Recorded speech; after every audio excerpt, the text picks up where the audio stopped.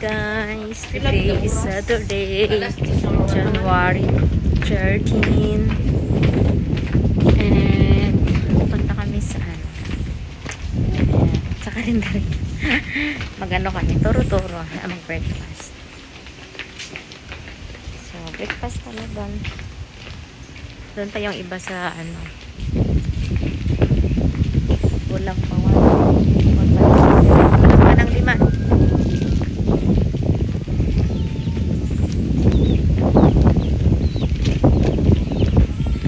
Take me home.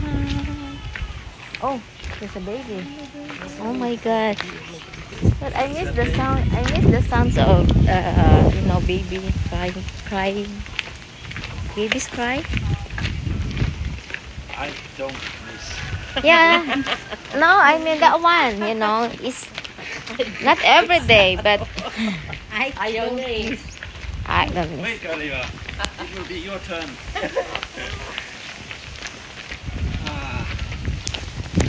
Tama ng customer. Dito. Hold on. Morning breakfast abi. Warning, do not touch. Bakit?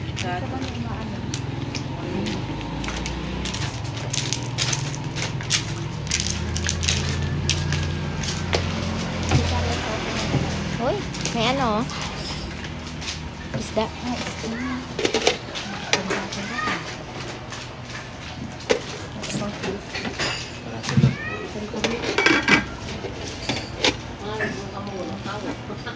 Ay, bilanggo, init. Meron? Sabaw? Araw na ato, no? Baboy. Sinigang baboy. Ay, shit. Nami, na? Araw, aton? Araw na ato, no? Nami, ito ha. Shit. Morning. Morning! Good morning. Good morning. Ako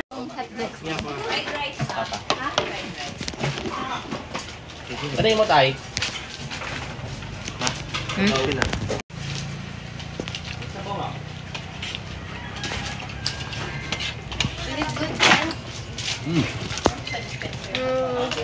Tawid po sino si Dulce.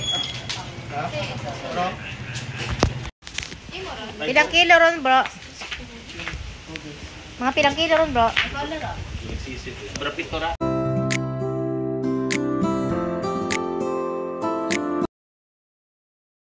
Yan guys, nag-aantay kami ng buffet na yan sa isang Korean restaurant kung saan si husband ko ang nagbayad lahat at yung per person is 600. So far yung mga kapatid ko sobrang saya nila, of course. So yes, thank you so much, mister.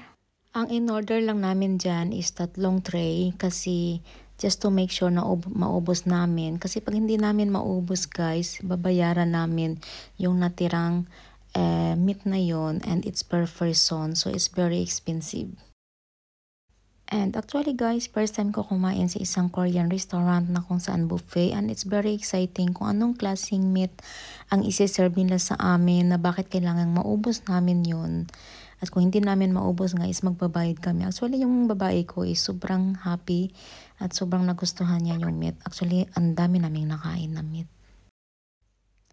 So 3.5 lang talaga ang naubos namin dyan. So far hindi na talaga kaya ng aming mga tiyan guys. Sobrang busog.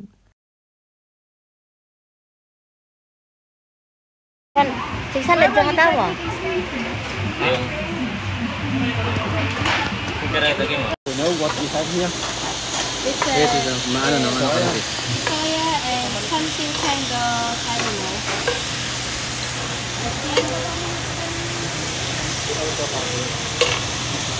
You have to do like this, and then you cut it here. So, what do you want to cut or May ginagawa ko pati. Ha? May nagudubo ko. So you can have this one. And then how do you have this? Kasi kung bahaw. And then you cut it. And parang like cheese, and then you put it here. I think this one is cheese. And this one is egg. So, ayan na nga. Ayan na yung na-serve. na nila sa amin. At of course, yung kapatid kong lalaki gusto yung mga kind of food na yan kung saan mag-ano sila, mag-fry and yung sariling luto. And it's very exciting talaga yung lasa, pati masarap. And yeah, yun yung mga tipo ng mga kapatid kong pagkain. And na-satisfied talaga sila sa food. It's kind of bacon. Dalawa kasi yung klaseng meat na na-order namin. Napalula ako guys sa sobrang dami. Sabi ko, how come? Paano natin to maubos? And alam mo yun, yung nandyan yung kaba na, oh my God, baka hindi natin to naubos. Kaya yung more namin na kinakain is yung meat talaga. At of course, konting gulay. May mga iba ako dyan na hindi nakain kasi nag-focus na ako sa meat talaga at gulay. Talagang hindi namin hinapcook yan kasi gusto ng anak kong dalawa na yung lutong-luto talaga. So, yan. Nag-enjoy ang pambam. First time rin actually namin yan ang pamilya ko na kumain sa isang buffet, sa isang Korean na kung saan na alam mo yun, yung wala kang iisipin kundi uubusin. Ay, i-give up yung mga kapatid kong lalaki sobrang busog. Give up na sila kumain. Takot din sila na baka mamaya hindi mauubos ba? Our hearts beat to the city streets. We began to feel the fire. We rise like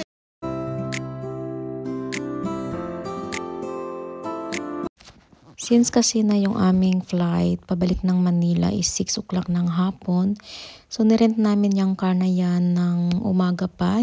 Yung pag-check out namin sa hotel namin, na na namin yung car na yan na rentahan, which is 4,500 I think.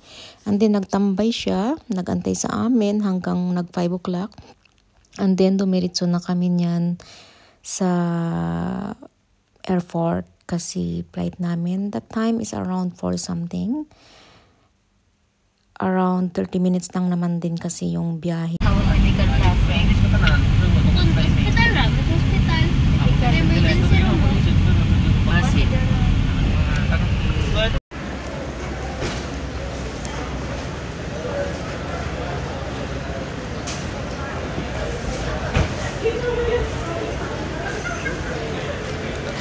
Tatay mo pero ano nga prepare ana nga ID.